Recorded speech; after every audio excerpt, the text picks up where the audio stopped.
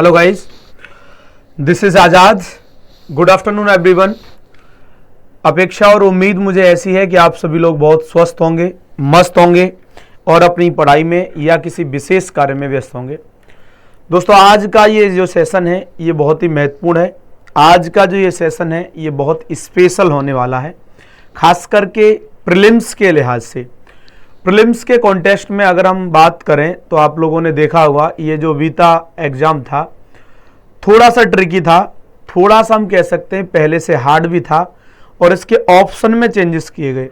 कुल मिलाकर के ये दरकार थी इस पेपर में कि हमें बने बनाए ढर्रे पर पढ़ाई नहीं करनी है, हमें अब अपनी स्ट्रेटजी में पेपर की डिमांड के अकॉर्डिंग चेंजेस करने हैं। तो इस बात को ध्यान में रख करके आज मैं सेशन लेकर के आया हूं आप लोगों के लिए कि आप प्रीलिम्स में किस तरीके से अच्छा परफॉर्म कर सकते हैं। तो इसके लिए मेरे पास 5 टिप्स हैं। 5 टिप्स में हम जानेंगे कि वास्तव में प्रीलिम्स को आप कैसे टैकल कर सकते हैं, कैसे आप प्रीलिम्स को हैंडल कर सकते हैं। इस बात पर हमारी चर्चा रहेगी आज की साथियों, ठीक है। तो ये जो सेशन है ये मैक्सिमम 15 मिनट का होने वाला है, तो आप देखिएगा जरूर, इसको पूरा ध्यान से जरूर देखिएगा। 5 टिप्स टू क्रैक प्रीलिम्स, और हम टू द पॉइंट बात करेंगे, इधर उधर की बात नहीं करेंगे बिल्कुल भी, हम सीधे सीधे काम की बात पर बात करेंगे, ठीक है। तो चलिए बात कर रहे हैं हम और समझ रहे हैं। तो पहला जो पॉइंट है, चूंकि आप प्रीलिम्स को देने के लिए तैयार हैं, प्रीलिम्स आपने दिया है या नहीं भी दिया है, दोनों ही स्थितियों में आपको कुछ चीजें हैं जो ध्यान रखनी है। कौन सी चीजें हैं जो ध्यान रखनी है? Understand the exam pattern and syllabus. सबसे पहली बात, प्रीलिम्स आपको क्वालिफाई करना है तो आपको इस पॉइंट पर बहुत फोकस करना होगा। Understand the exam pattern and syllabus. अगर आप एग्जाम पैटर्न को नहीं समझे हैं, एग्जाम पैटर्न को नहीं समझे हैं और अगर आप सिलेबस को नहीं समझे हैं तो पीटी नहीं निकल पाएगा। आप अंधी दौड़ में शामिल हो जाइए, भले ही तैयारी करते रहिए, 1 वर्ष लगा दीजिए, 2 वर्ष लगा दीजिए, 5 वर्ष लगा दीजिए, लेकिन सिलेबस अगर आपके जहन में नहीं है, सिलेबस के अकॉर्डिंग आप नहीं पढ़ रहे हैं, आपको एग्जाम पैटर्न नहीं पता है, तो आप क्वालिफाई नहीं कर पाएंगे। इसलिए सबसे पहली चीज क्या है कि आपको समझना है एग्जाम पैटर्न को और सिलेबस को। इसमें हम कुछ बातें कर रहे हैं जिनको आपको समझना है। यूपीएससी प्रीलिम्स परीक्षा पैटर्न को समझें जिसमें मल्टीपल चॉइस क्वेश्चन पूछे जाते हैं। अब मल्टीपल चॉइस क्वेश्चन पूछे जाते हैं, आपने देखा कि कभी कभी स्टेटमेंट दिए हुए हैं, उसके बाद में विकल्प दिए हुए हैं।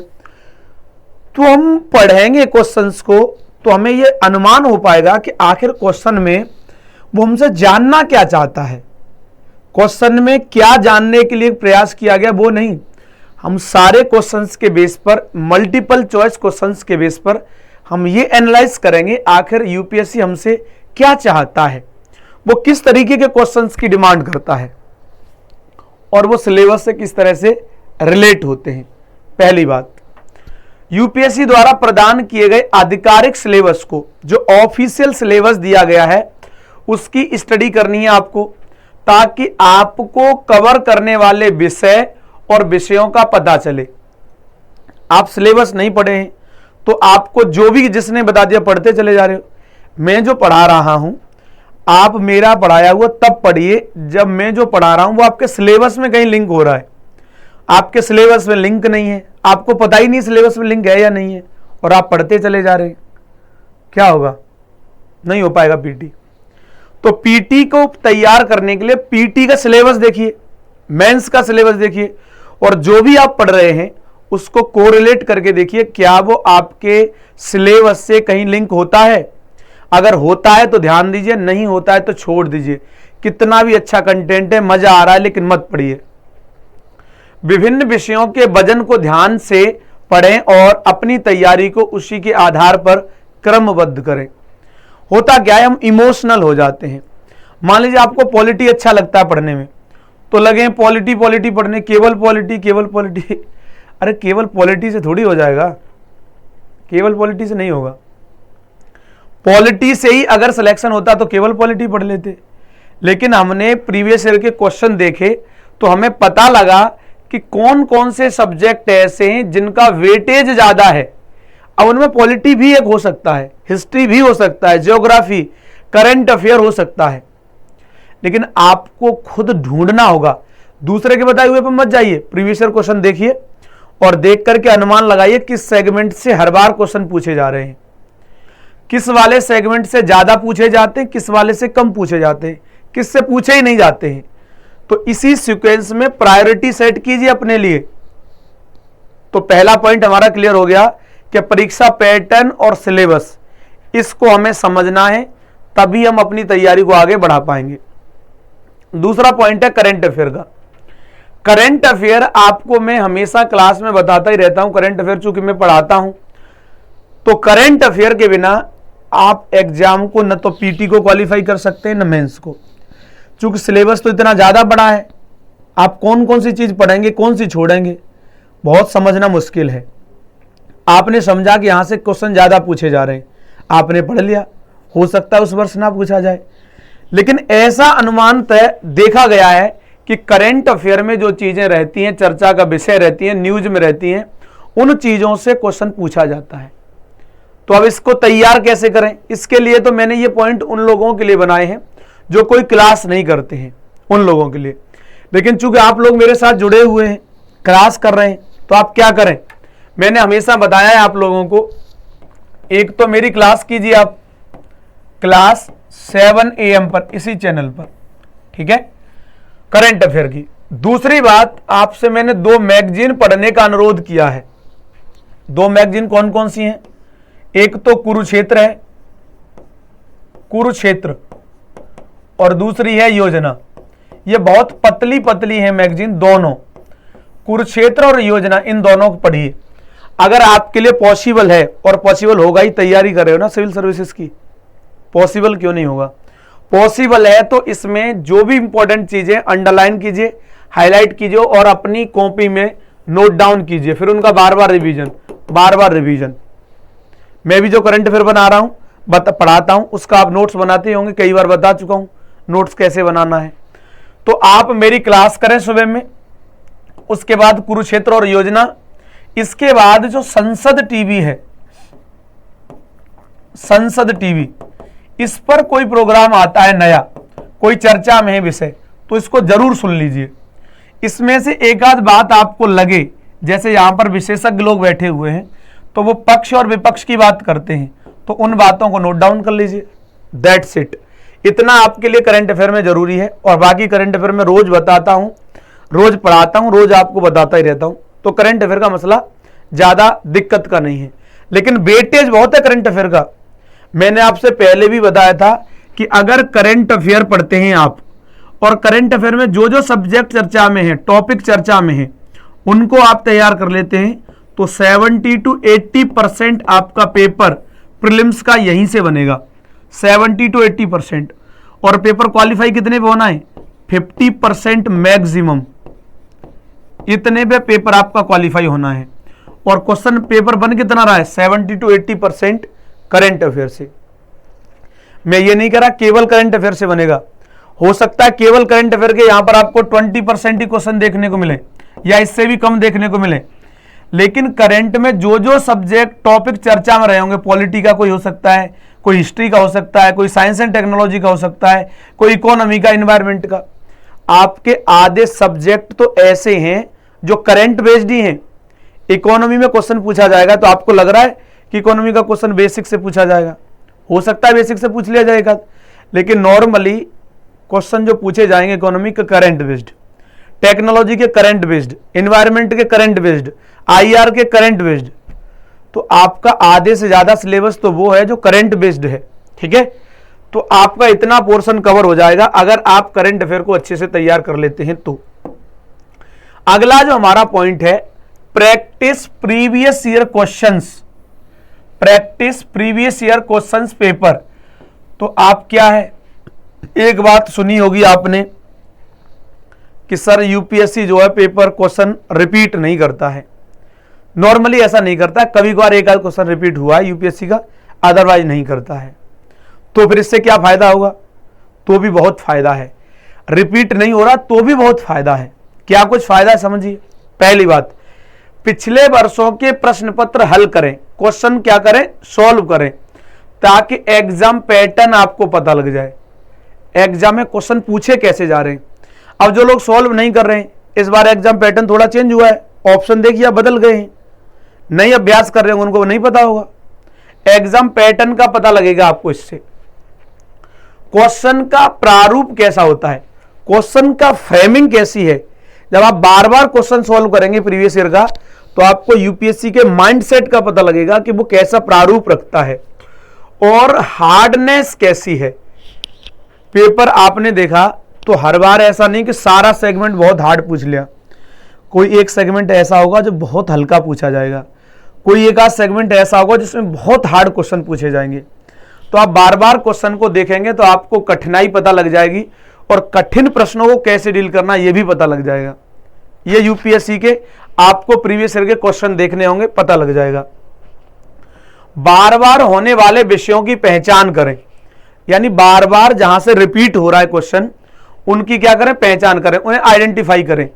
जहां आपको समझ में कमी है उन विषयों में सुधार करने की आवश्यकता। मान लीजिए आपको पता लगा कि इकोनॉमी से हर बार क्वेश्चन आ रहे हैं और इकोनॉमी आपकी तैयार नहीं है, तो क्या करेंगे आप, इकोनॉमी पे ज्यादा फोकस करेंगे, ज्यादा फोकस किया इकोनॉमी पे। प्रश्न पत्र हल करते समय अपनी समय प्रबंधन की क्षमता को सुधारने का प्रयास करें। बड़ी समस्या हो जाती है जब हम एग्जाम हॉल में बैठे होते हैं और हम टाइम मैनेज नहीं कर पाते हैं। तो एक दिन उस कयामत के दिन टाइम मैनेज थोड़ी कर लोगे। टाइम मैनेज करने का स्किल आपको प्रैक्टिस करते टाइम ही डेवलप करना होगा। जब आप प्रीवियस ईयर क्वेश्चन लगा रहे हो या कोई और प्रैक्टिस क्वेश्चन लगा रहे हो, उस समय पर आप अपने आप को एक टाइम बाउंडेशन में रखिए। जैसे आपने एक पेपर सॉल्व किया तो उसके लिए टाइम डिसाइड कीजिए कि 2 घंटे में करना है, तो मतलब 2 ही घंटे में करना है। ऐसा नहीं घर पे सो गए पहले, फिर एक क्वेश्चन देख लिया, फिर किसी से बात कर ली, फिर अगला क्वेश्चन देख लिया। ना ना ना ना ना, नॉट एट ऑल। आप जब तक एग्जाम की कंडीशन में ना आकर के एग्जाम देंगे तब तक नहीं हो पाएगा। इसलिए आप टाइम मैनेजमेंट करने का पहले से ही प्रयास करें। ठीक है, तो 3 पॉइंट हो गए हमारे। चौथा पॉइंट, संशोधन और mock test, revision and mock test, revision एवं mock test. Regularly revise the topic you have studied to reinforce your understanding. यानी आपको क्या ध्यान रखना है कि जो भी आप टॉपिक पढ़ रहे हैं, जो न्यूज में रहे हैं टॉपिक, उनको कोशिश करें डेली बेस पर कुछ टॉपिक को रिवाइज कर लिया, दूसरे दिन कुछ को कर लिया, तीसरे दिन कुछ को कर लिया। तो न्यूज वाले टॉपिक आपके जितनी बार रिपीट होते रहेंगे, रिवाइज होते रहेंगे, उतना आपके लिए सही है। तो विषयों को क्या करें, नियमित रूप से रिवीजन करें। क्या करें, रिवीजन। ये संशोधित नहीं, रिवीजन करें, रिवीजन, रिवीजन। और देखिए रिवीजन करने का एक बेस्ट तरीका होता है मॉक टेस्ट लगाना। आपने मॉक टेस्ट लगाया, टेस्ट लगाने के बाद आपको लगा कि आपका पॉलिटी का सेगमेंट जो है, इसमें पार्लियामेंट का सेक्शन ऐसा है जहां से आपके क्वेश्चन गलत हो जा रहे हैं। तो क्या करेंगे फिर आप, पार्लियामेंट वाले सेक्शन को ओपन करिए, एनसीईआरटी ओपन करिए, जो भी गाइड बुक है वो ओपन करिए और पढ़ दीजिए पूरा बहुत अच्छे से। और फिर देखिए दूसरे मॉक टेस्ट में क्या इंप्रूवमेंट हुआ, पार्लियामेंट के क्वेश्चन अब सोल्व कर पा रहे हैं तो ठीक है, फिर दूसरे वाले पे किसी पे देखिए। तो इस तरीके से आपको काम करना है, रिवीजन और मॉक टेस्ट। एक रिवीजन अनुसूची बनाएं और सभी विषयों की समीक्षा करने के लिए पर्याप्त समय दें। संशोधन नहीं, यहां भी रिवीजन। यानी आपको क्या करना है, क्रिएट ए रिवीजन शेड्यूल। आपको एक रिवीजन करने का शेड्यूल बनाना है अपना। And allocate sufficient time for revising all subject. यानी जितने भी विषय हैं आपके, उनकी उपयोगिता के आधार पर कहां से क्वेश्चन ज्यादा आ रहे हैं, कहां से कम आ रहे हैं, उसी रेशियो में उनके लिए टाइम डिस्ट्रीब्यूट कीजिए। मान लीजिए करंट अफेयर से ज्यादा क्वेश्चन आ रहे हैं तो करंट अफेयर को आप टाइम थोड़ा ज्यादा दे दीजिए। आपको लगा कि आईआर से क्वेश्चन कम आ रहे हैं तो आईआर को टाइम कम दीजिए। जहां भी आपको लगा एनालिसिस करके उसको उसी हिसाब से रिवीजन कीजिए। ठीक है। चलिए, मॉक टेस्ट लें और परीक्षा के जैसे हालात की अनुकरण करें ताकि अपनी तैयारी का स्तर माप सकें, कमजोर क्षेत्रों की पहचान करें और समय प्रबंधन कौशल को सुधारें। फिर वही बात है, जो जो आपके वीक सेक्शन है उनकी पहचान कर लें। जिसने अपने वीक सेक्शन पहचान लिए, बस अब उसको उन पे काम करना बाकी है। नॉर्मल स्टूडेंट को यही नहीं पता है, पूछोगे आप कौन सा सेक्शन वीक है, कहेंगे हिस्ट्री, अरे पर हिस्ट्री का वो सेक्शन वीक है, पॉलिटी उसका ये सेक्शन वीक है। ओवरऑल उन्हें ये नहीं पता किस सेगमेंट में वो अच्छे हैं, किस सेगमेंट में गड़बड़ है। अपने ही बारे में नहीं पता है तो यूपीएससी का क्वेश्चन कैसे अटेम्प्ट करोगे, ये दिक्कत है। 4 नंबर, आखिरी और लास्ट पॉइंट जो आपको ध्यान रखना है, फोकस ऑन कंसेप्चुअल क्लियरिटी। हम कहां लगे रहते, फैक्ट पढ़ने में। अच्छा सर जी ये आर्टिकल है, इसमें क्या दिया है, अच्छा सर उसकी फुल फॉर्म क्या है, अच्छा सर इसकी डेट क्या है, हम इसमें उलझे रहते हैं। यूपीएससी का वो कोर एरिया है ही नहीं। यूपीएससी कंसेप्चुअल क्लियरिटी की बात करता है, focus on conceptual clarity and elimination technique. अब एलिमिनेशन टेक्निक कम काम कर रही है, लेकिन फिर भी आप एलिमिनेशन टेक्निक पर काम करेंगे तो आपको थोड़ा फायदा मिलेगा। इससे कैसे फायदा मिलेगा समझिए। Develop a strong conceptual understanding, आप अवधारणात्मक समझ को मजबूत करें अपनी, किसी भी सब्जेक्ट में हो, चाहे ज्योग्राफी, हिस्ट्री, पॉलिटी, इथिक्स, कोई भी सब्जेक्ट है ना। Of the subject and topic in the syllabus, जो सिलेबस में सब्जेक्ट और टॉपिक दिए गए हैं उन पर आप क्या करें, अपनी एक समझ विकसित करें, कंसेप्चुअल अंडरस्टैंडिंग डेवलप करें। Emphasise clarity on fundamental concept rather than rote memorisation, यानी आप एक बात का ध्यान रखें कि रटने का प्रयास न करें, किसी भी चीज को रटे नहीं, रटने के बजाय आप कंसेप्ट को समझें, स्पष्टता के साथ कंसेप्ट को समझें। और जो फंडामेंटल कंसेप्ट हैं जो बहुत जरूरी है, जैसे मान लीजिए ज्योग्राफी का क्लाइमेटोलॉजी है, समझिए पहले अच्छे से। इन्वायरमेंट है, ये कंसेप्चुअल फंडामेंटल कंसेप्ट क्लियर नहीं होंगे तब तक इन्वायरमेंट कर ही नहीं पाओगे। हर एक विषय का अपना फंडामेंटल कंसेप्ट है, समझ जाओगे तो क्वेश्चन सही हो जाएंगे। आगे, use the elimination technique while answer question to narrow down option and increase your change of choosing the correct answer. ये अब तक बहुत काम करता था, लेकिन इस बार ये फ्लॉप कर गया है। लेकिन फिर भी आपसे पूछा जा रहा है, ऑफ स्टेटमेंट दिए हुए हैं 3, 1 2 3, फिर नीचे पूछा गया है कितने सही हैं, केवल 1 सही है, केवल 2 सही है, या 3 सही हैं, 4 सही हैं, कितने सही हैं। तो आपको क्या बताना है, ऐसे यहां कैसे काम करेगा एलिमिनेशन। पहला स्टेटमेंट आपको पता है कि ये है, ठीक है, दूसरे वाले का पता है कि दूसरा नहीं है, तो पहला है तो एक तो ये काम कर गया, एक है, दूसरा वाला आपको ये पता लग गया कि दूसरा नहीं है। तो अगर ऑप्शन में ऐसा दिया हुआ है कि तीनों सही हैं, तो तीनों सही वाले को आप हटा दोगे। तीनों सही क्यों नहीं है, क्योंकि ये हमें पता है गलत है। और उसमें ऑप्शन कोई ऐसा दिया हुआ है कि 2 सही हैं और 1 सही वाला ऑप्शन नहीं दिया है, तो ऑटोमेटिक आप कहां कर जाएंगे, 2 पे कुछ कर जाएंगे। हालांकि एलिमिनेशन मेथड उतना काम नहीं करेगा वो जितना पहले कर रहा था। अगर इसी पैटर्न को यूपीएससी रिपीट करता है तो ये वाला एलिमिनेशन मेथड कम काम करेगा, लेकिन कम से कम आप ऐसी सहूलियत के लिए प्रिपेयर रहें पहले से। तो ये 5 फंडामेंटल हैं आपके पास, इन फंडामेंटल्स पर आपने काम कर लिया, इन पर काम कर लिया आपने मन से, तो प्रीलिम्स आपका कोई नहीं रोक पाएगा, गारंटी है इस बात की। ध्यान रखिएगा, remember that cracking the UPSC preliminary examination require consistent effort. हम क्या करते हैं, एक दिन पढ़ लिए 3 दिन सो लिए, कंसिस्टेंट एफर्ट ही नहीं है कोई। तो यूपीएससी का प्रीलिम्स जो है वो कंसिस्टेंट एफर्ट की बात करता है, वो डेडिकेशन की बात करता है। अब डेडिकेशन दिखाते नहीं है, रोते ज्यादा हैं, पेपर बहुत हार्ड आया था, डेडिकेशन के साथ काम कीजिए। दूसरी बात, and A well rounded preparation, क्या करें, वेल राउंडेड प्रिपरेशन स्ट्रेटजी, यानी आपको एक और बात जो ध्यान रखनी है सबसे ज्यादा अच्छे से, वो कि अपनी तैयारी जो है उसको इतना ज्यादा अच्छे से रणनीति बना करके करें, बहुत अच्छी रणनीति तैयार करके आप तैयारी करें कि फिर आपको उस रणनीति से बाहर निकलने का मौका न मिले। नहीं पता लगे रणनीति आज बनाई थी 8 घंटे पढ़ने की, पढ़ पा रहे हैं 4 घंटे, अब आज सोच लिया 4 कल पढ़ेंगे, कल के लिए 8 और 4 12 हो गए, पढ़ पाए फिर आज 5 घंटे, फिर कितने रह गए 5, 12 में से माइनस करेंगे आप तो कितने बचेंगे 8 नहीं 7 घंटे फिर अगले दिन में जुड़ गए, तो 8 और 7 15, अगले दिन के लिए 15 बोझ बन गया। 3-4 दिन बाद स्ट्रेटजी बदलो, ऐसा नहीं, स्ट्रेटजी आपको अच्छी बनानी है जो आपकी लास्ट तक काम करे। Along with these tips, it is essential to maintain a positive mindset. रणनीति आपने बना ली, पॉइंट पर भी फोकस किया, लेकिन एक और चीज की जरूरत है, वो है पॉजिटिव माइंडसेट।